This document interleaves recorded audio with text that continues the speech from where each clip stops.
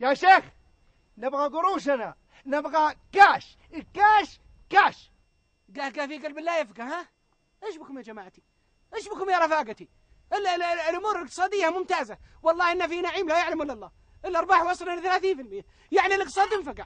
لا تفوتكم الفرصه يا رفاقتي. يا شيخ مدحت الثقة فيه كبيرة، لكن التأخير أفزعنا. يا جماعه الخير التاخير هذا ما هو جزافا، ما هو هكذا. التأخير هذا مؤسسة النقد العربي السعودي كان عندها مشكلة في المطبعة، فلوسهم كانت موجودة لكن ما عندهم مطبعة للقروش، فما حصلوا مكان يطبعون فيه، فلا تتأخر أرباحهم. يا جماعة الخير استفيدوا الاقتصاد بينفقع.